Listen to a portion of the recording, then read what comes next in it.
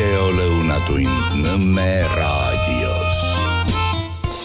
Tere maailm, jälle Nõmme raadio eetris ja nii nagu neljapäeval kombeks olen mina ja koos Kolme Apelsiniga, millega me siis tähistame Eesti teatrielu ja mida iganes, mis teatriga seotud on, kuna armastusest Kolme Apelsini vastu algas peale Eesti teatri järgmine etapp, olulisemaid etappe, mis tänaseni kestab, Elmo Nüganeni armastus Kolme Apelsini vastu, mida lavastati Ugala teatris. Nii et see on väike sükene ajalooline panus meie teatri ja näite kunsti auks. Nüüd Margus Lepal on endiselt kolmiknärvi neuralgia ja sellepärast eriti rääkida ei saa. Mul on ka omad asjad, nii et ma arvan, et me alustame tegelikult ikkagi tervisest. Seda enam, et arst ja kirjanik Anton Pavlovitš Tšehhov, väljapaistev arst, on muuhulgas öelnud, et haigused on inimese elu kõige igavam ja kõige halvem ja kõige vaevarikkam osa, mida inimesed endale ju ei taha. Aga ometigi on haigused need, millest inimesed kipuvad kõige rohkem rääkima, mis seltskonnas vastab ka tõele. Nii et alustame meiegi siis. Niisiis Margusel on endiselt kolmiknärvi neuralgia ja ma siis vaatasin järele ja tegelikult ma midagi teadsin ka enne, et mis asi see on. Ja pärast ma räägin oma haigusest ka, kui juba haigusest rääkimiseks läks. Niisiis, kolmiknärvi neuralgia. Tähendab, kõigepealt võtame endale ette, miks ma seda ka tean. Ma olen natuke raamatuid lugenud, aga ma olen siiski ka kohtumeditsiini ajal lahanguid näinud, sealhulgas ka pealahanguid ja nii, et ma umbes kujutan ette, kuidas see seal käib. Nüüd kujutage endale ette, et siin on ühesõnaga pea ja siin all on see, mida võiks nimetada kolju põhjaks või põhimik. Vot niisugune, eks ole. Ja siis siin on aju ja igasugused muud asjad ja siit jooksevad igasugused närvid alla välja kuni varvasteni. Ja kolmiknärv on siis üks nendest sellistest närvikeskustest siin, kusjuures seda nimetatakse ka veel närvipõimikuks number 5. Sest enne seda on 1, 2, 3, 4, 5 ja see on siis nüüd 5. Anatoomia seisukohalt vaadates. Nii, ja siis siit jooksevad nüüd välja närvid, kolmik, sellepärast, et seal on neid 3. Ja need närvid siis jooksevad, tähendab, kõigepealt on see, mis võib-olla kõige hullem on see, et nad on ütleme pea küljes, aga jooksevad siis siit igale poole edasi. Ja need 3 põhisuunda, kuhu need kolmiknärvid, kusjuures neid ei ole nii, et nad läheb ühte kohta ainult üks, sinna läheb sageli ka mitu, kuhu nad siis ulatuvad. Esiteks nad ulatuvad pähe kuskil umbes siia. Teine ulatub pool nägu siia ja kolmas, nüüd me siis oleme niimoodi, et me oleme jõudnud meditsiinilisest anatoomiast välja teatrikunstini, millest me siin ka enne rääkisime. See kolmiknärvi asi, eriti see, mis jookseb välja siit läbi kaela alla selgroo juurde ja sinna alla paremal, on see, mis on Eesti kirjanduses ja eriti Oskar Lutsu teostes väga olulisel kohal. See kolmiknärvi alla jooksva selle närviga seotud pahandused, kõik need valud ja asjad ja nii edasi. Kolmiknärvi 3. närv, mis jookseb alla, tingib sellise väga kuulsa haiguse nagu ischias. Nii et kui Toots rääkis oma ischiasest ja lonkas ja nii edasi, siis me muidugi ei tea, kas Tootsil see ischias oli või ta lihtsalt niisama tegi pulli. Aga igal juhul me võime öelda, et see on siis üks neid kohti, kus inimese närvi anatoomia ja Eesti kirjandus Oskar Lutsu suvi on omavahel tihedalt seotud. See, mis kolmiknärvist alla jookseb, annab meile tulemuseks ischiase ehk ischiase, nagu Tootsil see värgindus oli. Aga muidugi tähendab, ischiaseks ja me ei tea, kui halb või see on, sest meil endal vist ei ole erilisi tuttavaidki, kellel see ischias või ischias olnud on. aga nüüd see teine, millest me rääkisime, on see, kui valu lööb sisse, kusjuures huvitav on see, et ta lööb sisse enamasti vasakule poole, sellepärast et vasakule poole jookseb neid närve jämedaid rohkem kui paremale poole, kuigi nad on tegelikult paarisorganid, nii et jookseb siia, sinna, aga nii edasi. Ja nüüd meil siis ongi see olukord, kus see kehva olukord, mis praegu Margusel nagu ongi, tähendab neuralgia ja siis nagu ma aru saan vasakul pool kolju ja näo puhul ja nii edasi, et milles see haigus nüüd tekib. Eks neid tekkiviise võib olla mitmeid, aga üks kõige olulisemaid, mis nagu puht mehaaniliselt mõjutab kolmiknärvi ja kõiki neid tema asju, on tegelikult veresooned. Siit samast sõnaga selle kolmiknärvi kõrvalt lähevad mitmed veresooned ja mitmed neist väga olulised selles mõttes, et nad on ka väga suured või ütleme jämeda toru moodi. Ja kui nüüd mingi pärast juhtub, et see jäme toru läheb veel jämedamaks, seal ei olegi palju vaja, 1 millimeeter 2 ja ongi kõik. Kui ta hakkab, siis tulemus on siis see, et see veresoon, mis on paisunud, hakkab seda kolmiknärvi mõjutama. Tegelikult pitsitab ta kinni. Ja kui ta nüüd pitsitab ta kinni veel, ütleme sellise koha peal, mis on seotud, ütleme selle närviga, mis jookseb kohe siit samast, see lühike jupikene ju, palju siin on, üks nii pikk, ütleme sellest kolmiknärvist kuni näoni, siis ei olegi väga suurt pingutust vaja, et tekikski väga suur jama. See ongi see, mis Margusel kahjuks nüüd on. Tähendab, ma oletan, et see võib olla sellest veresoonte asjadest. Küllap seal on neid põhjusi veel, aga lõppkokkuvõttes ka mina pole arst, ma olen lihtsalt siuke toruluksepp, kes vaatab, kuidas torud jooksevad igal pool. Ja siis see ravimine, eks ravimised ole seal mitut asja, erinevalt Vassiljevist meie pole siin arstid ja meie mingisuguseid selliseid nõuandeid anda ei saa. Aga me saame umbes oletada, mis variandid siin on. Näiteks üks võimalikke variante, see ei pruugi olla Marguse juhtum, sest ma lihtsalt ei tea kõiki neid asju, mis seal taga on. Võib lihtsalt olla see, et veri läheb paksemaks ja siis on vaja verevedeldajat. Ja kui nüüd siis veresoon ja kolmiknärv on kõrvuti ja veresoon pressib seda kolmiknärvi nii, et sul on valus igalt poolt ja nii edasi, siis kui sa teed selle vere vedelamaks, siis põhimõtteliselt nad ei pressi enam nii kõvasti peal. Ta on lihtsalt siuke vedel torukene ja siin samas kõrval ja võib olla nii, et kogu see valu ja kõik need asjad lähevad mööda. See on üks võimalikke variante. Aga küllap seal on mingisuguseid teisi, mida ütleme toruluksepp Gräzin ära rääkida ei oska ja vedelda. See on tabletid. Neid tuleb palju võtta. Kohe ei saa midagi korda ja nii edasi ja siuke äärmuslik, mis tegelikult on ju ka teada sellisest valdkonnast nagu neurokirurgia, on ikkagi mingisuguste asjade opereerimine. Tähendab, kuidas üks võimalike variant on lihtsalt see, et eks issakene, ma ei hakka kirurgile ja ometi ütlema, ta teab seda ise paremini, on lihtsalt kas või näpuga või mismoodi see veresoon sealt selle neuralgilise kolmiknärvi juurest ära nihutada.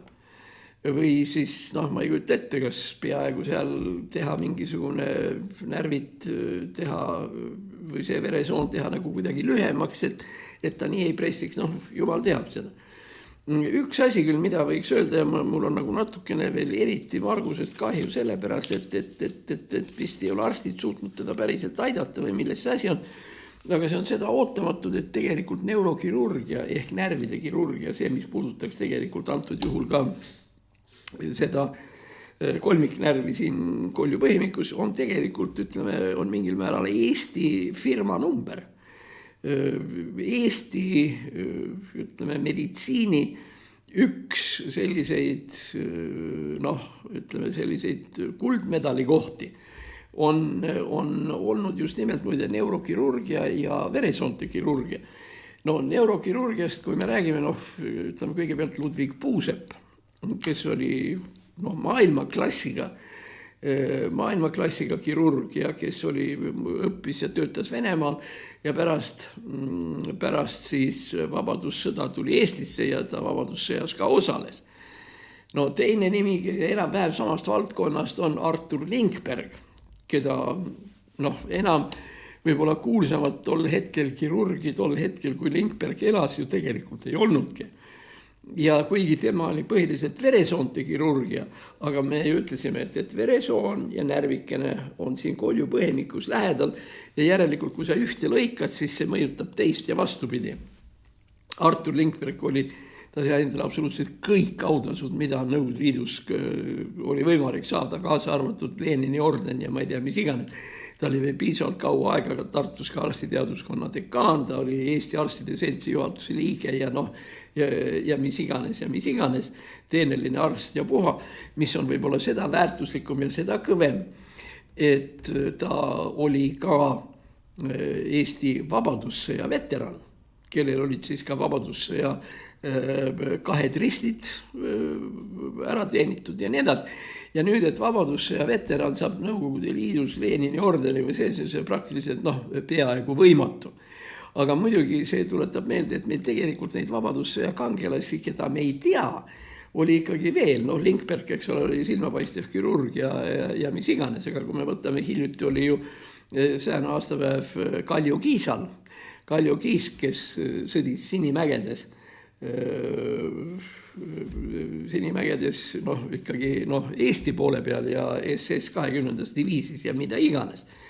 Ja kui niimoodi natuke vaadata, kes kus mida olnud on, siis eks neid sõdalasi ja neid ole olnud ka mitu tükki, aga niisiis Lindberg oli rindearst. Ja siis tuletame meelde veel võib-olla paari nime, kes ütleme nii, et kes on ülikoolis käinud 70. aastatel kindlasti teavad, oli professor Ain Elmar Kaasik, kes oli neurokirurg ja ka arstiteaduskonna dekaan ja väga väljapaistev ühiskonnategelane ja mis iganes, aga kindlasti üks kõige kõvemaid neurokirurge, kes meil olnud on.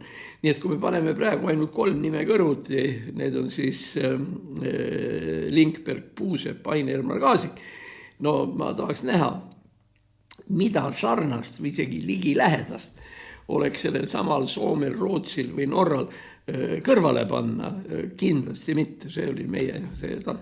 Ja seda enam, nagu ma ütlesin, on mul kuidagi väga kurb olla, sellepärast teada, et tähendab vähemalt kirurgiliselt, meil oli ikkagi neurokirurgiaga ikkagi väga palju pistmist, siis ma loodan, et ikkagi mingisugune ravimise variant ikkagi Margusele välja mõeldakse, sest jõle piinlik on ühesõnaga, kui sellise meditsiinilise ajalooga riik või meditsiinisüsteem nagu on Eestis, ei ole võimeline nüüd korralikult. See ei tähenda, et operatsioon on lihtne. Nii palju kui mina nägin, eks ole, see oli juba pool preparaat, eks ole, kolju oli niimoodi pooleks saadetud ja siis meile näidati seda kolju põhimikku ja see ei ole seal nii, et sa tõmbad nuhaga ja asi vask ja valmis, ei ole, see on selline küllaltki peenikene mäng ja nii edasi. Mis pärast muide seesama Artur Lindberg, kes oli absoluutselt vapustav kirurg ja kellest räägiti palju ja kõik mäletasid teda ja kõik see, siis tema nii päris lõpus, kui tal olid väiksed sellised närvi- ja veresoonte operatsioonid, ta neid operatsioone ei teinud ise, sellepärast, et ta ütles, et tal käed värisevad. Ja tähendab, tegelikult ta siis, see oli ka muidugi unikaalne ja see teist asja pole Nõukogude Liidus kunagi keegi teinud ja ma arvan, et välismaalgi annab. Ühesõnaga Lindberg võttis endale assistendiks ühe Kullassepa. Tähendab ühe poisi, kes oli käinud 7 aastat, kelle haridus oli 7 aastat ja koridor. Ja tema oli siis Lindbergi kirurgiline assistent ja millest seal see point oli. Point oli selles, et ühesõnaga nii peaaegu see haav lahti tõmmati ja tehti ja nii edasi, seda tegi kõik Lindberg ja Lindberg ütles, et seda vaja teha, seda vaja, seda. Nii, ja siis võttis ta selle Kullassepa, kes võttis selle skalpelli ja nii edasi. Ja Lindberg siis täpselt näitas, et siit lõikad nüüd otse, siit lõikad vasakule, siit lõikad toda ja nii edasi.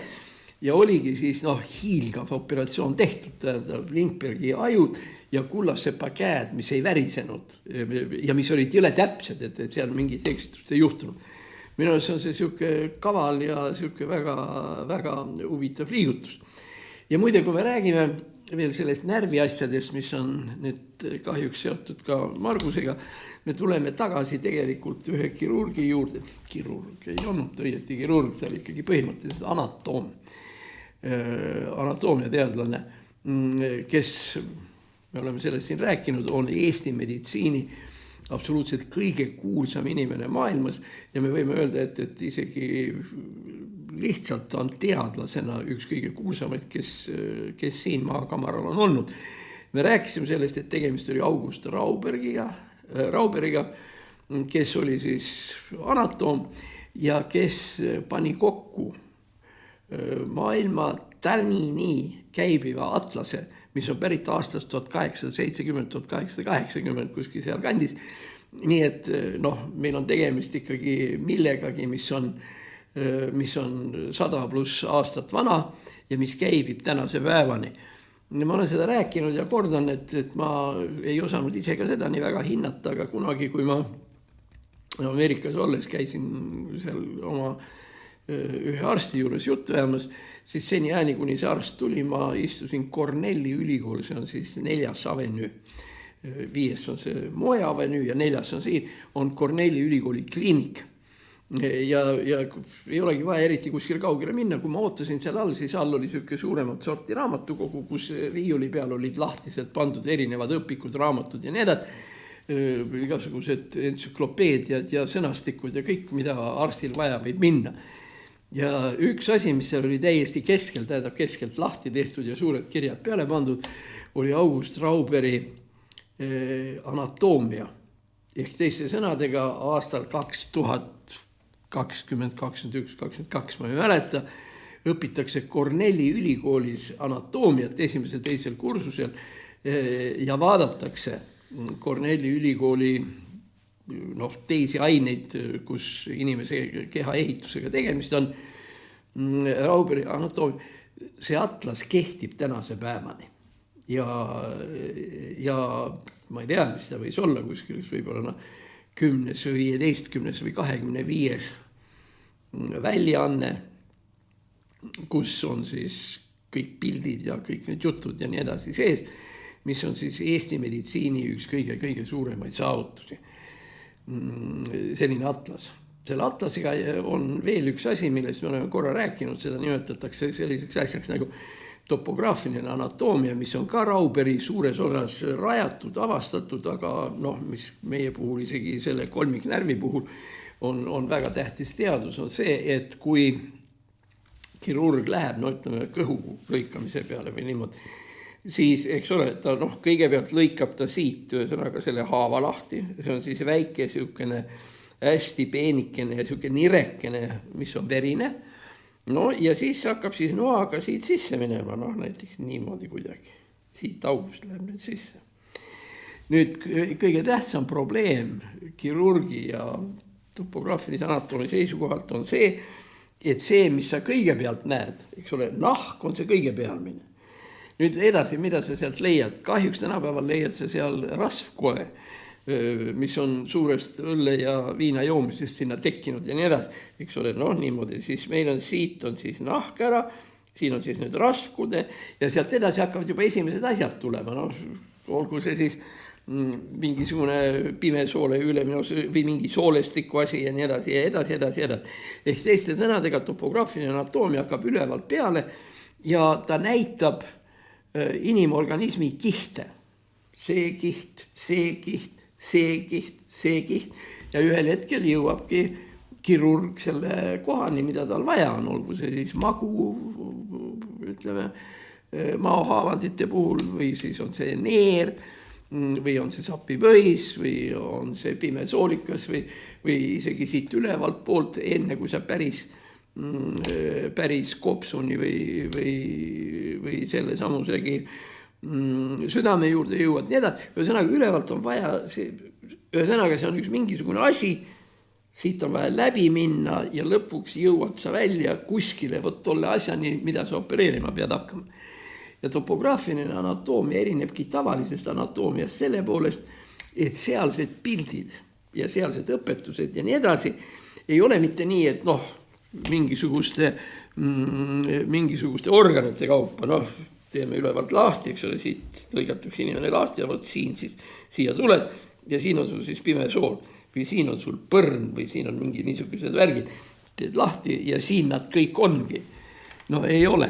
Topograafiline anatoomia on ikkagi selline, mis aitab sul selle asjani jõuda kiht-kihilt, tähendab ta lõikab siit ja siit ühel hetkel vaada, hopst, kes oleks võinud arvata.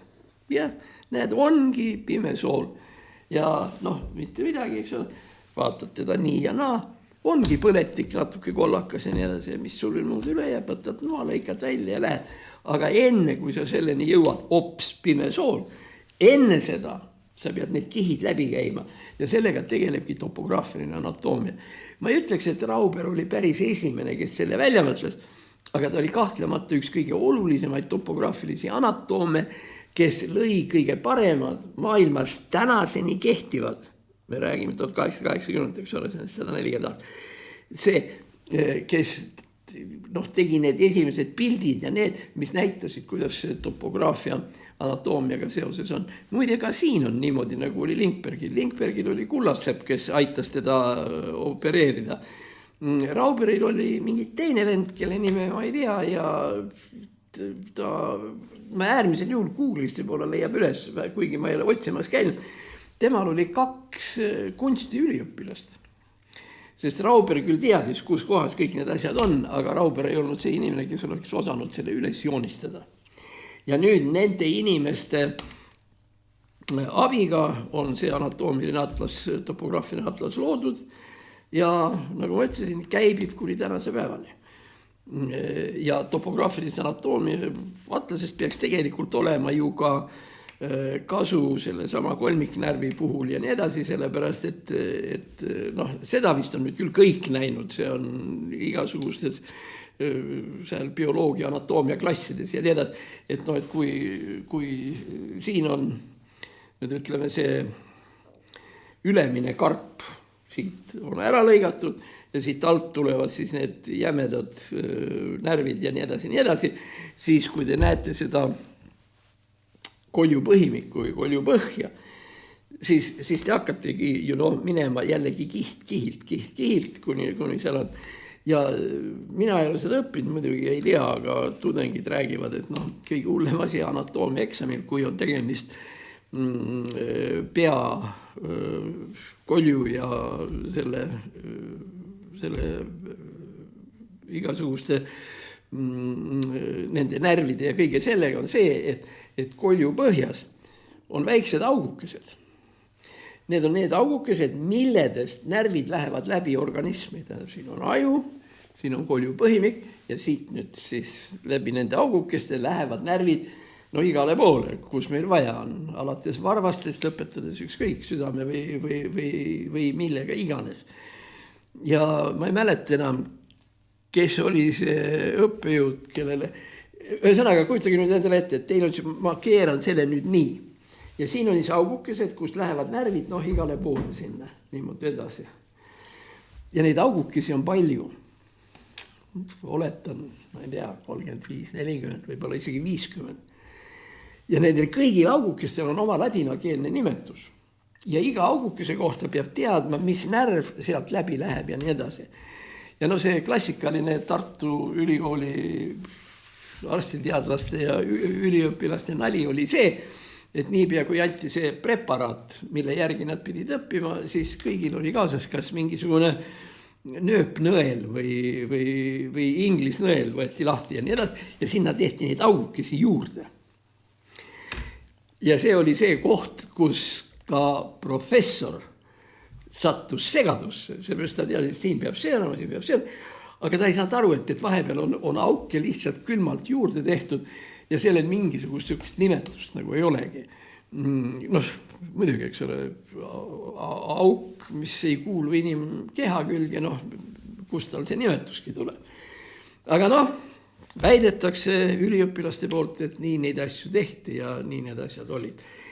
Nii et nii palju me siis võime rääkida sellest kolmiknärvi neuralgiast, mis on kolmiknärv, me saime teada, neuralgiat me teame nagu enam-vähem ka, et see on see pitsumus või pitsitumine, siis me oskasime öelda 2 varianti, et mingisugused tabletid võivad aidata, arst teab täpselt millised ja arsti käest peabki seda küsima, või siis tuleb mingil hetkel minna neurokirurgi juurde, kes ühesõnaga kogu selle asja pärast seda, kui ta seda näinud on võimeline terveks tegema. Nii et üks asi veel. Nendest neurokirurgilistest probleemidest rääkides ja nii edasi, see, mis Margus on ütelnud ja mida ka arstid, kirurgid ütlevad, on see, et see kolmiknärvi neuralgia põhjustab ühte kõige õudsemat valu üldse. Et kui me võtame kõik need erinevad valud erinevates variantides, naistele puhul räägitakse sünnitusvaludest, inimesed, kes põevad depressiooni, räägivad küll otseselt mitte valust, aga selle depressiooniga seonduvast muust väga raskest olekust ja halvast olekust ja nii edasi. Nii et mina kõigist nendest pahandustest olen nagu suhteliselt pääsenud neerukividega. Ja issand abiga sellest on nüüd juba aega möödas, 20, peaaegu 30 aastat või midagi niisugust, 95. 96. aastal. Siis ma pean ütlema, et oli ikka kole küll, ega väga kole. Ja kuna mul oli vaja sõita vahepeal Eestisse tagasi Ameerikast, siis enne seda anti mulle mitmed valuvaigistavad tabletid ja mulle anti ka tõend selle kohta, et ma pean lennukist Londonis maha minema ja minema lennuvälja kõrval asuvasse polikliinikusse või haiglasse, kus kontrollitakse, millises seisundis mul neerukivid on ja kus vajaduse korral nad siis võivad isegi opereerida, kui tarvis on ja nii edasi. Et ühesõnaga šanss, et 8 tunni jooksul tuled Ameerikast Eestisse ära, ilma igasuguste valudeta oli praktiliselt peaaegu ikkagi 0. Nii et ma tegelikult Londonis lennuki pealt maha ei läinud, tabletid aitasid ja pärast seda, kui kõik need asjad olid tehtud, need lendamised ja tableti võtmised ja nii edasi, siis tegelikult need, kes tegelikult ikkagi haiguse ära võtsid, olid Eesti arstid Magdalena haiglas. Ja seal olid siis vastavad protseduurid, asjad, mis seal kõik iganes on.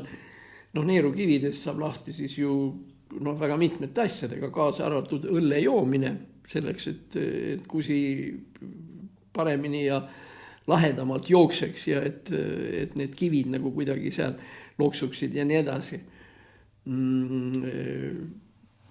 Veel üks siuke klassikaline neerud, miks ma räägin, et see on ka väga kole asi. Neerude ravimise viis või tema see väljutamise moodus on see, et istuda tund või 1,5 tuli kuumas vannis. Ja ega väga ma nii aru ei saanudki, aga igal juhul kõik need vannid ja tabletid ja asjad ja kõik kokku siin kuskil 2-3 päeva jooksul olid Eesti arstid mu terveks teinud. Nii et selles mõttes ameeriklased avastasid, milles häda on, aga lõpuks ravisid ära ikkagi Eesti arstid, nii et au ja kiitus neile. Aga kui ma lubasin rääkida natukene, et Marguse haigused nii edasi, et mul on endal nüüd ka muidugi üks huvitav teema, on see, et ma veel peaaegu eile õhtul ei olnud kindel, kas minust saab ka Nõmme raadio tegija. Sõnaga on see, mida nimetatakse hambaravi puhul implantandiks. See on siis kunstlikult pannakse. Seal point on niisugune, et eks ole on kõigepealt niisugune üks julla, kus on, eks ole, alt on keere sees ja üleval on kruvi moodi asi sees. Ja see siis tehakse, igemed tehakse puhtaks ja siis see asi puuritakse sulle tegelikult lõualuu sisse. No see on mul siis nüüd eilsest saadik puuritud. Üldiselt muidugi valus ei ole, sellepärast et tänapäeva meditsiinis valu kannatamine ei ole üldse oluline. Alati on võimalik valu ära võtta ja tehakse sulle seal 3-4 erinevat süsti erinevasse kohta, noh ja ongi valmis ja siis juba õiendatakse selle koljupõhimiku või selle lõualuu tasemel. Aga noh nüüd edasi siis jah, siis tuleb oodata, kuni see vidin kinni kasvab ja kui ta on ilusti korras kinni ja nii edasi, siis võetakse välja need niidid, mis selle implantanti ümber olid ja kokku siis on ta ära kasvanud kuskil 14 päeva jooksul ja veel natuke edasi ja veel natuke ja veel natukene ja lõpuks ongi siis tähendab sul see noh, ühesõnaga see pulk selge ja valus, see selge ja valmis, no ja edasi siis hammas sinna otsa ja noh, kogu moos. Noh, nii palju kui mina sest asjast nüüd aru saan ja palju ma seal nüüd olin ka ja oskasin vaadata, siin on probleem ikkagi suures osas mitte niivõrd selles, kuidas seda tehakse, kuivõrd see, et no järgmine päev, see on minu jaoks täna, siis homme ja ülehomme, no ma ei ütleks, et ta lausa valus on, aga ta on kuidagi ebamugav. Ühesõnaga, kõik need igemed on nagu rohkem punnis siin ja see ja ei tohi süüa igasuguseid asju esimesel päeval pärast operatsiooni ja operatsiooni järgsel päeval sa pead sööma selliseid noh, külmi asju, mis on samas ka pehmed, kohupiim, jogurt, jäätis, noh, niisugune värk. Pelmeenid on juba nagu keelatud enam-vähem, sest seal see liha on siuke võib-olla piisavalt tugev. Nii et no, see tekitab selliseid teatavaid huvitav, kas Vassiljev helistab ja ei ole. Kas nüüd Vassiljev laus, noh, me oleme vähemalt põhilised sellised meditsiini asjad nagu kahe peale nagu ära rääkinud, nii palju kui ma saan. Ega see meditsiinist rääkimine ei tee inimest terveks, tule taevas appi. Terveks teeb ikkagi arst ja ravimine. Aga see, et me noh, natukene teame, mis meie sees ja kus ja mis toimub, see on juba noh, kah nagu lohutab natukene või ma ei tea. Ega ma vist ei tohi Margusele öelda, mida ta tegema peab, aga noh, vähemalt kui temaga nüüd midagi juhtub, siis vähemalt sa tead, mida arsti käest küsida, asi seegi. Ja noh, sa tead, mis variandid siin tootavad, tähendab sellised tabletid, eeskätt valuvalgistajad, no ja teiselt poolt võib-olla see. No ühesõnaga ma arvan, et sa tunned ennast oluliselt paremini arsti juures, kellega sa saad rääkida, noh nii nagu ta on.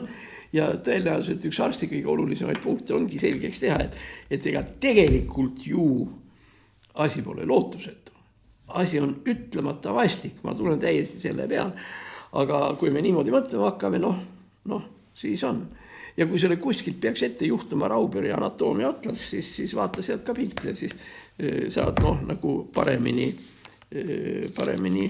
aru. Niisiis, me rääkisime täna nüüd siis meditsiinist ja me rääkisime ka teatrist. Nii, läheme nüüd teatriga edasi. Muide, lõpus me räägime prokuratuurist, aga sinna läheb aega. Oli niisugune lugu, nüüd tuleb teatrijutt. Oli siukene asi nagu lavastus, mille tegi No teater, mille nimi oli Ubu. Kurat ei teagi, mida see Ubu tähendas, aga siukene lavastus oli olemas. Mina läksin sinna üksinda, sest abikaasa oli seal juba käinud ja niimoodi ja siis istusime, see lavastus oli vaba õhu ja ta asus, ma ütlen kohe, kus kohas. See oli kuskil Ämari lennuvälja lähedal. Nii et osa selliseid Ubu stseene ja selliseid asju oli kuidagi seotud isegi hävituslennukite angaaridega, tähendab, seal mingid näitajad läksid angaaridesse, seal ei tulnud. No nii nagu ikka, eks ole. Ma ei mäleta sest lavastust midagi muud kui suurt valget ümarikku asja, millel oli siis inimese pea otsas ja väiksed jalakesed seal all ja see oli siis nagu Ubu ja need teised olid seal Ubu. No ja ära tule küsima, mis oli siis selle lavastuse sisu.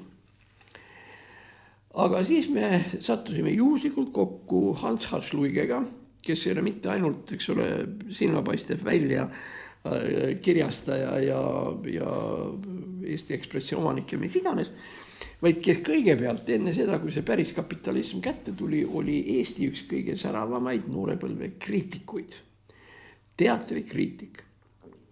No ja siis oli seal see lavastus, seal oli siis puhvet, seal sai siis ka kohvi ja pirukat ja mis iganes. Ja noh, siis mina võtsin seal ja tema oli võtnud ja me viskasime siis sinna muru peale külili, sõime pirukat ja teed. Ja siis kuidagi nagu läks jutt selle peale, et kui palju meil üldse praegu normaalseid lavastusi on.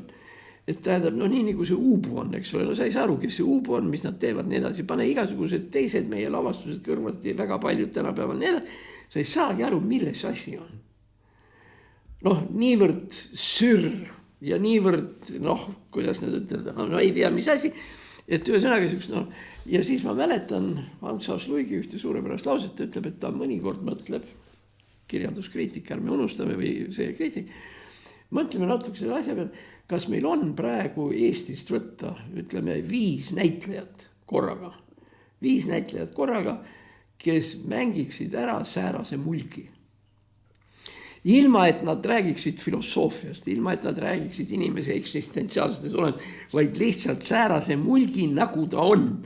Vot, kes tuleb sinna, seal on pruudid, seal on taluvärgid ja nii edasi, et kes mängiksid ära säärase mulgi, kas meil on 5 inimest, kellega saaks säärase mulgi ära lavastada.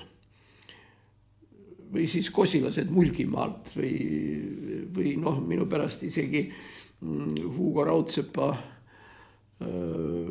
Mikku Värdi ja nii edasi, et kas meil on sellised, see oli siis meie küsimus.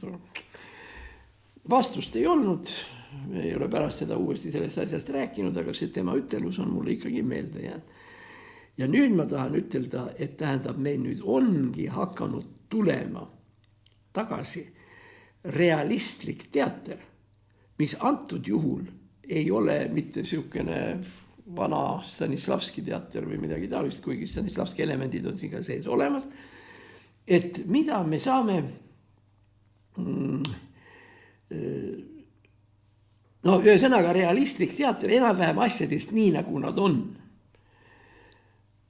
Ja just eriti viimasel ajal on neid etendusi olnud päris mitu. Ma nimetan mõned. Kõigepealt Murdja. See on niisugune story, kus sõnaga on siis noor poiss ja keskealine või vananev naine, kes suhtlevad üksteisega niimoodi, et nad koos sõidavad erinevatesse kohtadesse, kusjuures naine on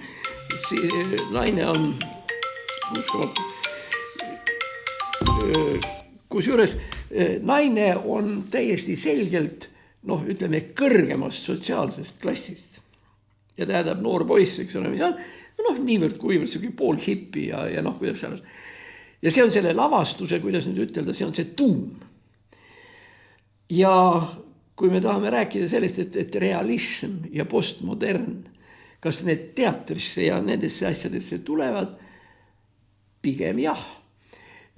Kusjuures see oli ju veel nii pull lavastus kõigele vaatamata, et eks ole, see noor poiss, keskealine naine, nad kogu aeg on erinevates linnades, erinevates hotellides, sellepärast naine on ühiskonnateadlane, sõidab konverentsile, poiss sõidab temaga kaasa. Puhas klassikaline realism, mis läks isegi nii kaugele välja, et sellest lavastusest oli isegi väike siuke skandaali moodi element sees, et selle naise põhirolli mängis siis Tiina Tauraite ja Mattias Nurga, 4. kursuse üliõpilane Lavakast, oli siis nagu see noor poiss. Ja nüüd ühesõnaga ajakirjandus oskas teha sellest mingisuguse skandaali sel teel, et need 2 inimest viibisid, tähendab, kuidas ma nüüd ütlen, nad nagu harjutasid või hakkasid seda asja kokku võtma niimoodi, et nad viibisid kahekesi tegelikus hotellis. Ja sellest muidugi Eesti ajakirjandus oskas skandaali teha, et vot, et mees, naine seal nii edasi. Kusjuures seal konksu koht oli veel natukene ka selles, et Tiina Toorait oli selle poisi õppejõud lavakas. Noh, selge, mida mõeldakse ja kuidas ollakse nii edasi, milles me tegelikult midagi ei tea. Aga see näide, et ühesõnaga, et seda asja harjutati hotelliruumides olekuid, harjutati reaalses hotellis. No kuule, kui see ei ole realism, siis mis on? Siis on see ikkagi teataval määral isegi selline postmodernne või selline modernismi järgne kunstiteos, mille kunstilist väärtust ja seda kunstilist kinnitab see, et näidendis olevat mis on stseeni, harjutati reaalses elus, reaalse mis on stseenina, tähendab kuskil selle hotelli vaas. See juba ei ole sulle uubu. See on ikkagi hoopis midagi reaalset. Nüüd teine asi, mida ma oleks tahtnud siinkohal nimetada, on näidend nimega Siuru sügis. Siuru oli kirjanduslik rühmitus 1938, kuhu kuulusid siis August Kailit, Henrik Visnapuu, Johannes Semper, Artur Atson, Maria Under ja Friedebert Douglas. See on poeetiline, kunstiline rühmitus. See ei ole mingisugune praktiline toas elamine ja prügi pange välja viimine ja igasugused asjad. See ei ole see realism. Aga see on teine realism, kus mitte Siuru ei ole realism, vaid kus nende noorte inimeste Siuru mängimine on realism kaasaegses mõttes. Ehk teiste sõnadega sellele poeesiale pannakse mingisugune mõistetav ja arusaadav tekst juurde. Ehk ühesõnaga me oleme praegu kaasajas ja me mängime Siurut, mis oli 80 aastat tagasi, aga me oleme praeguses maailmas ja me ei tee mingisuguseid selliseid happeningi väga siia juurde, vähemalt selles lavastuses mitte, vaid nii nagu see tol ajal oli. Teksti on kirjutanud Margus Kasterpalu ja mängivad siis seda realismi Toomas Kiho, akadeemia peatoimetaja, Kalev Kudu, Urmas Kõljalg, Ilmar Raag, kellest meil teises kontekstis on juttu olnud, Maris Jesse, Tervishoiu Instituudi kauaaegne direktor ja ühiskonnategelane, seesama Margus Kasterpalu, Toomas Lunge, keda me teame muusikuna ja seal jutlustajana on mängus Tiit Pruuli. Nii et ühesõnaga, me oleme jõudnud siis sellisesse kohta, kus meil on poeetiline minevik ja mida me mängime tänaste vahenditega, aga mitte puhtalt poeesiana, vaid poeesia ja tegeliku praeguse eluga.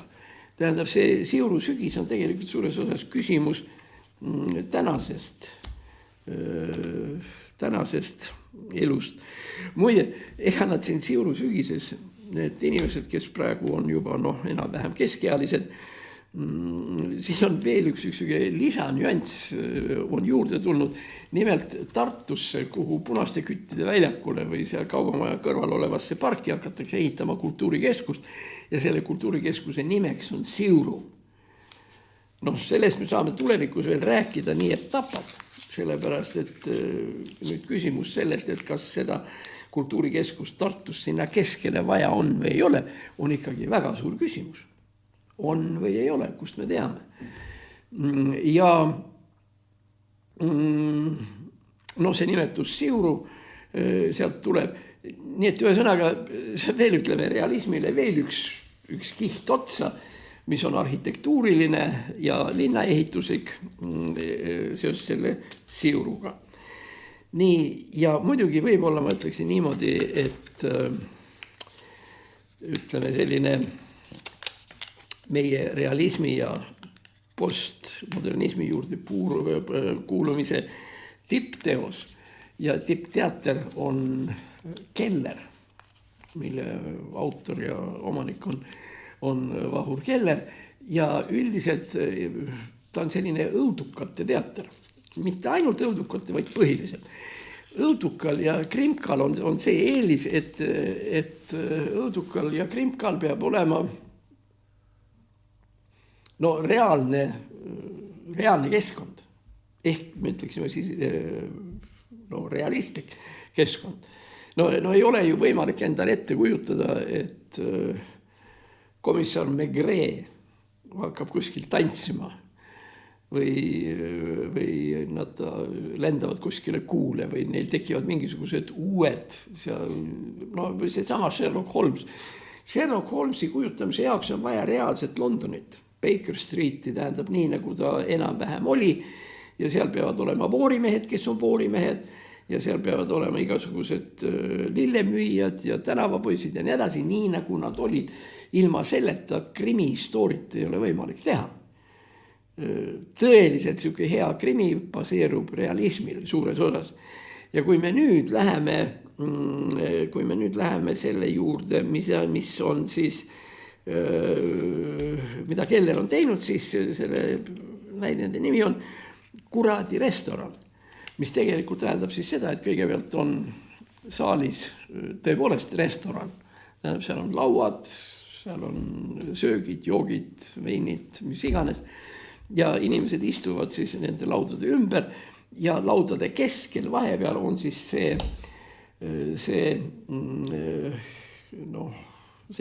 ruum, kus siis see mängimine toimub.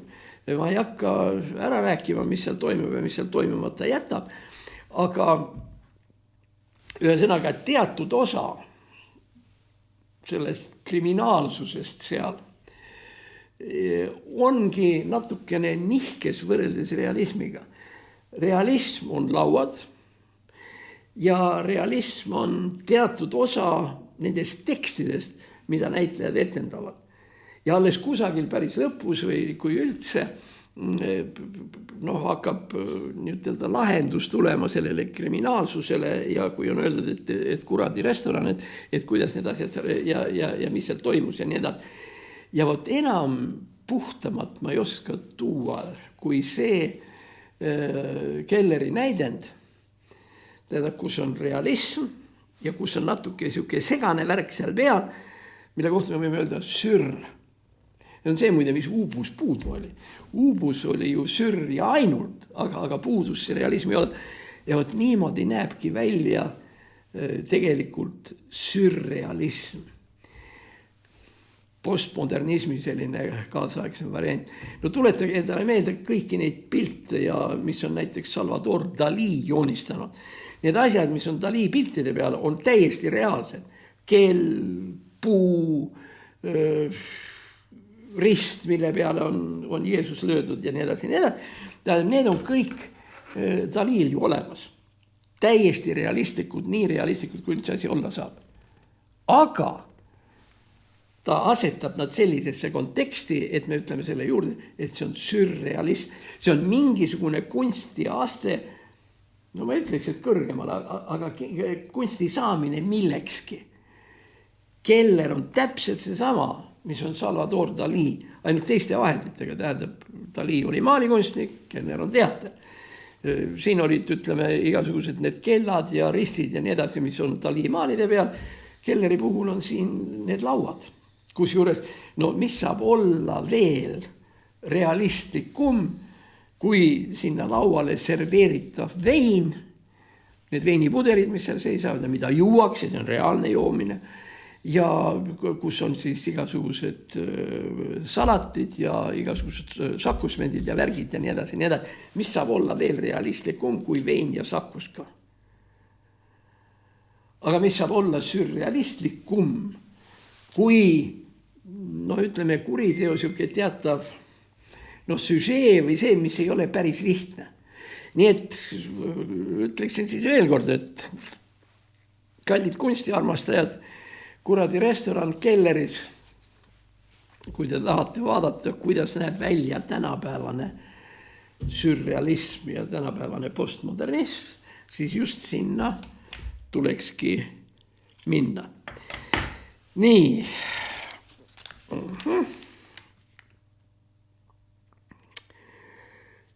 No siin, mis siis veel on, lavastus veel, kuldsed 60-ndad on ilmunud siis selline muusikaline lavastus, mille nimi on Mööda rohelisi niite. Seal mängitakse kuulsat Eesti raadiokvartetti, kus oli siis Uno Loop, Kaljo Terasmaa, Eeri Klass ja Arvet Haug. Ja nüüd siis tänapäevased noored näitlejad või keskealised näitlejad mängivad nüüd seda storyt. Ja sellega tegelikult, siin me nüüd ei räägi mitte sür ja nii edasi, vaid siin tegelikult kogu selle story tegelik sisu ei ole mitte midagi muud kui ilus muusika ilusate sõnadega. Kuidas nad 60-ndatel aastatel olid ja kuidas olid need kuldsed 60-ndad. Meenutatakse mitmesuguseid aegu, seal heliloojaid, Arvet Haug, kindlasti helilooja, Uno Loop oli helilooja, siis Aarne Oit, tule taevas appi, eks ole, Emil Laansoo,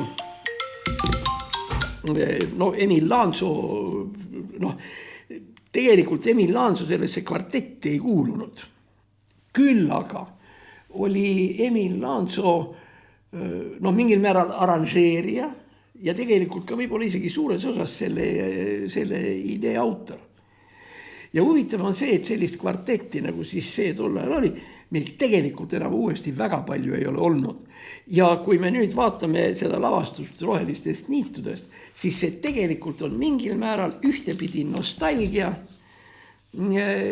ja teistpidi, kuidas nüüd öelda, mõte sellest, et mismoodi vanasti asjad olid ja nad olidki vanasti väga toredad. Selle sama ansambli kohta on ju Ivo Linna öelnud, et see on Eesti kõigi aegade kõige parem kvartett ja tõenäoliselt ka kõigi aegade kõige parem muusikaline kooslus.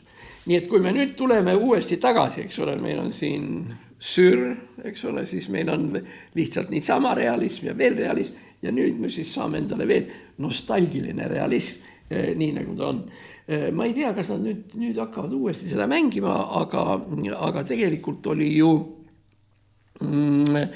see lavastus oli ju niimoodi, et pool Eestit sõitis kohale, see oli siis Kiidjärvel, mis on seal Taevaskoja lähedal. Nii et see mulle tundub, et see oli ka nagu siukene väga, väga tähtis asi. Nii, las ma siis vaatan, mis meil siin veel on. Meil on seda, igasuguseid asju, millest siin veel rääkida on. Nii, tuleme siis nüüd tegelikult selle teema juurde, mida ma alguses lubasin. Veel ei tule. Veel räägime ühest teemast, mida ma ei lubanud, aga mis on tähtis. Rohelised niidud oli selle kvarteti üks selliseid trumplaule. Aga väga tähtis oli see, et kaasaegsed lavastajad viisid selle roheliste niitude teema tagasi välja kuni ütleme Kiidjärvele ja igale poole. Ma arvan, et sa oled minuga nõus, et Eesti teatrid ja Eesti näitlejad mängivad igal pool, kus vähegi annab. Olgu selleks siis kas minu pärast Kreenholmi manufaktuuri tööstuslik õu või kõik võimalikud taluhooned, mis siin tee peal on ja nii edasi. Kus juures mängitakse sageli just eeskätt Kesk- ja Lõuna-Eestis. Aga see tuletab mulle meelde veel ühe väga olulise punkti. Me oleme tasapisi hakanud avastama Eesti riiki ja Eesti maad kui omaette väärtust. Et ei ole nii, et kõik, mida vähegi kunstilist tehakse, peab olema Tallinnas või isegi ei pea see olema ka alati kaugeltki mitte Tartus, Noh, üks viimaseid, mis meelde tuleb, oli Õisu sofhoostehnikum, mis oli Õisu piimandustehnikum, kus pärnakad mängisid, eks ole, Pärnu Endla teater ja nii edasi. Ühesõnaga, näitlejad ja lavastajad on tasapisi hakanud avastama, et tegelikult ilus on kogu Eesti. Ja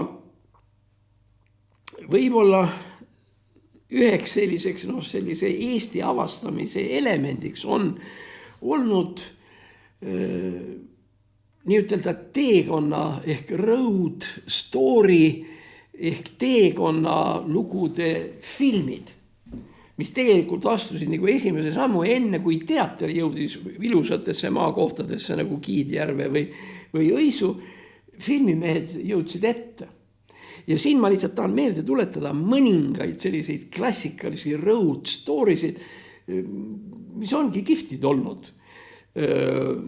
No hakkame peale filmidest. Kesk- ja rõõmud, kus meil on tegemist seal 5 keskealise inimesega või 6 keskealise inimesega, kes hakkavad Tallinnast sõitma Lõuna-Eestisse imetohtri juurde. Tähendab, nendel tallinlastel kõikidel on närvihaigused, tähendab mitte neuralgia mõttes, vaid depressioon ja igasugused muud sellised asjad, mis vajavad ravimist sellise, ütleme, imetegija juures. Ja kogu see filmi story ongi see, kuidas nad sõidavad Tallinnast, siis nad lähevad Põltsamaal kellelegi külla seal, kellegi sugulase juurde, siis nad on Tartus, Kaunase restoranis, kus neid tekib ka seal üks mingisugune väike pahandus, nimelt üks sellest kambast, kes on võrkpallitreener, keda mängib Lembi Tulfsak, on kõvad vindid sisse võtnud ja läheb Kaunase restoranis klaverit mängima, millest tekib pahandus ja pärast nad viiakse siis ka plate peale. No ja siis lõpuks nad jõuavadki siis sinna selle imetegija juurde ja sellega tegelikult film lõpebki. Lõpeb sellega, et nad ulatavad käe autoaknast välja, sest et pääseda sinna imetegija juurde ja seal on siis kirjutatud järjekorra number, mitmendad nad on. Ja nad on 1200 millegagi, nii et täiesti hulluväärne kogus. Aga see selleks. Ma ei tea, huvitav, vaata, meelest läks ära. Võtad kodunt kaasa ja siis mis tast kasu, kui sa ei saa seda inimestele näidata. Niisiis, vot too värk. Kesk- ja rõõmud. No siis täiesti ka omatmoodi klassika.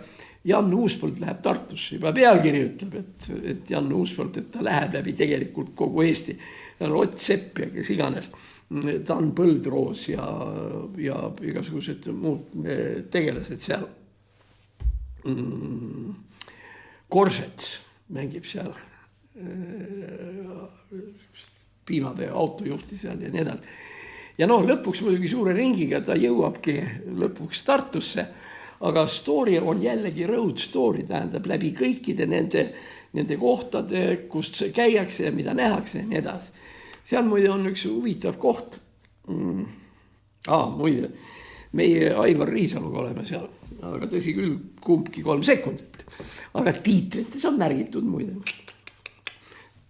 Kusjuures mina olen enne ja Riisalu on pärast. Ühesõnaga, seal on niimoodi, et Jan Uuspõld pääseb, kogemata komistab mingisugusesse pidusse. Kas seal Väänas või ei ole, ma ei mäletagi enam, kus kohas see oli. Aga ühesõnaga, seal on selline kõva pidu ja jomps igasugused need kunstitegelased ja kõik ja siis ja seal on selline hirmus joomine ja seal on need. Ja siis selline suurte joodikute hulgas oleme siis joomas ka mina ja Aivar Riisalu, kes muide ei joo üldse. Ja üks meie suur sõber seal on Erich Krieger, tema, kus ta sealt tutvustab ennast kellelegi ja ütleb, et mina olen nüüd üks igahästi kõva panomees. Ma olen Kriegeri käest nüüdki küsinud, mida see panomees tähendab, ta ütleb ise ka ei tea, aga tekstis oli. See peab siis nagu vihjama seksuaalselt aktiivse inimese peale. Ja siis Jan Uuspõld satub sinna, see pidu käib läbi ja siis ta läheb minema ja läheb sinnapoole ja nii edasi. Aga see on Jan Uuspõld läheb Tartusse, kus juures selline ehtne road story. Ja kui me juba eespool rääkisime, tähendab Siurust ja Siuru sügisest ja nii edasi, siis rõudlugudega, kus räägitakse Eesti ilust ja kõigest muust, on kahtlemata film Toomas Nipernaadist. Tõnu Kark mängib seda Nipernaadit seal ja see on siis jällegi, eks ole, nii nagu Nipernaadi romaanis või jutustuste, tegelikult on selline jutustuste kogumik, eks ole, erinevatest asjadest. Võib-olla kõige kõvem ja rahva seas kõige rohkem tuntud on ja väga soovitan lugeda, kes veel ei ole, lugege seda raamatut Pulmad Terikese külas. Sealne point on selles, et Terikese külas oodatakse suured pulmad, rikkad inimesed ja nii edasi, oodatakse külla siis kirikuõpetajat, aga kirikuõpetajat ei ole ja ei ole ja ei ole ja kogu pulmapidu ja süldid ja värgid ja õlled ja kõik hakkab juba hukka minema, päike hakkab kergelt loojuma, aga seda ei ole. Ja siis Toomas Nipernaadi koos ühe poisiga, kelle ta endale rändamiseks kaasa võttis, jõuab siis sinna Terikeste külla ja kogu see Terikeste rahvast saab, et nüüd ongi kirikuõpetaja tulnud ja nüüd ongi. Ja läheb natukene aega, kui Nipernaadi saabki aru, milles see point on. Ja ta hakkabki käituma kirikuõpetajana, kus juures ta peab ühe kirikujutluse, mis on üks kõige ilusamaid eestikeelseid kirikujutlusi üleüldse.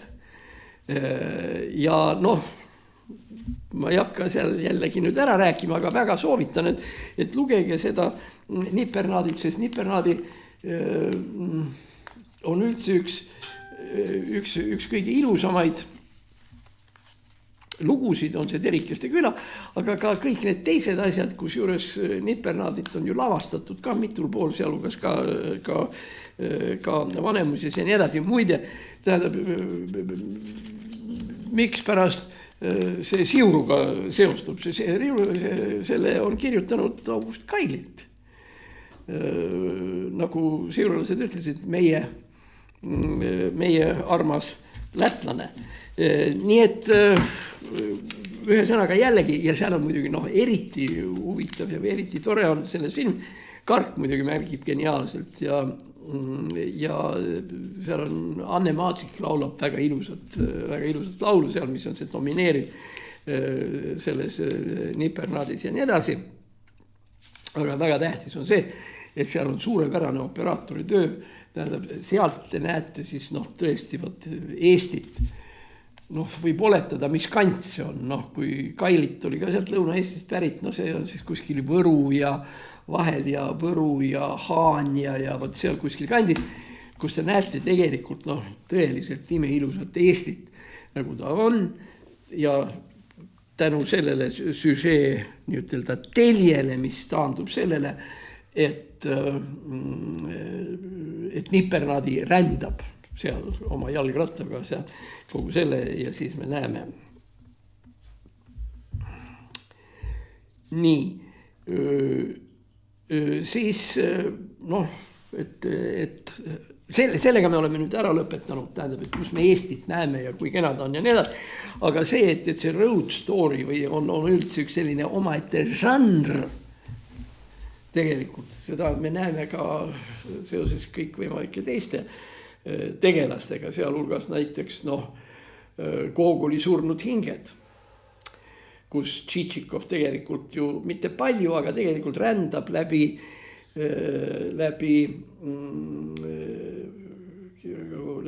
Edela-Venemaa või tegelikult läbi Ukraina. Üks asi, kasutame juhust, et paneme siis veel ühe poliitilise vindi ka siia. Tuleb rõhutada, et Nikolai Gogol ei olnud vene kirjanik. Nikolai Gogol oli ikkagi Ukraina ja ainult Ukraina kirjanik. Tasub lugeda. Kõik tema lood, need õhtud külas Tikanka lähedal, siis mis meil on Sorotšintse aastalaat, siis Tsenski valla Macbeth, mis figureerib ooperina.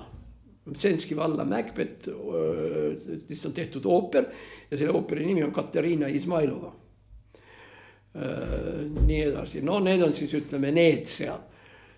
Siis võib-olla 2 kõige kuulsamat sellist road story'te rändamist on siis, üks on Ostap Bender, kes algab kuskilt Kesk-Venemaalt ja lõpuks jõuab välja Tšernomorskisse, mis tegelikult on siis mõeldud on Odessat. No ja võib olla siis veel üks kõige tähtsam siuke rändaja story, mis tegelikult räägib ka ilusast maast ja muust, on vahva sõdur Šveik. Kui mõelda tema see Anabaasis ehk ränd läbi Moraavia Česke Budojovitsasse, tähendab, kus Šveik eksib ära ja läheb valesse koht. Česke Budojovitsa, Šveik, Gogol ja nii edasi. Need on kõik tegelikult rännustoorid. Ja ma räägin neist ainult sellepärast, et ütleme meie Nipernaadi ja Jan Uuspõld ja Kesk- ja Rõõmud, et see on üks osa sellisest, ütleme maailmakirjanduse sellisest mainstreamist, kus juures tähendab, seal võivad olla väga erinevad põhjused, eks ole. Gogoli puhul oli ju tegemist eeskätt mütoloogiaga, igasuguste vaimude ja asjadega, mis üldse on Ukraina kirjanduses väga tähtsad ja väga olulised. Siis ütleme meie Nipernaadi ei ole mitte mütoloogia niivõrd, kuivõrd tegelikult lihtsalt Eesti ilu ja Eesti kunst, tähendab nii nagu see seal mingil määral kajastab, mis mingil määral ikka päriselt kajastatud on,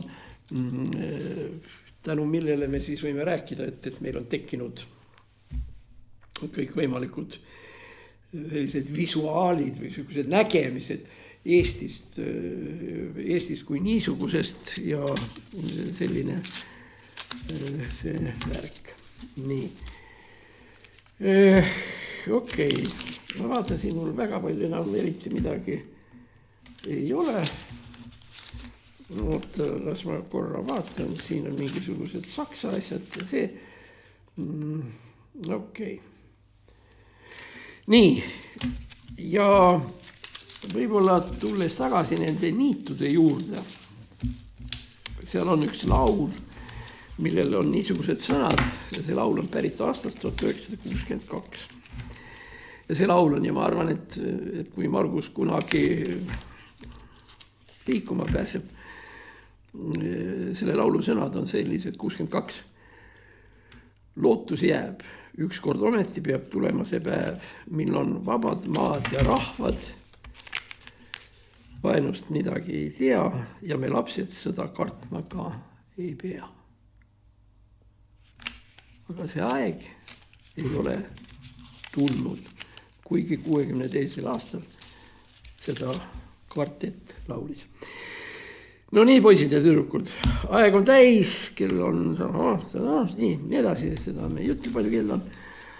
Aga siis teeme siis niimoodi, et soovime Margusele tervist. Ma oma tervise pärast väga ei karda, mul see hige peab iseenesest ära parandama. Olgu suur tänu kõikidele, kes meid kuulasid, kes meid toetavad.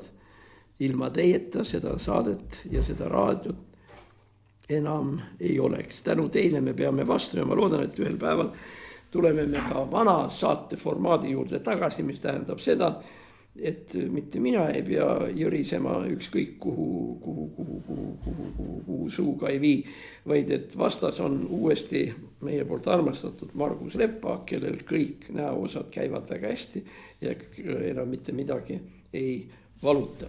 Nii, ja siis nüüd terviseks need 3 apelsini, nädala pärast näeme jälle. Tšau!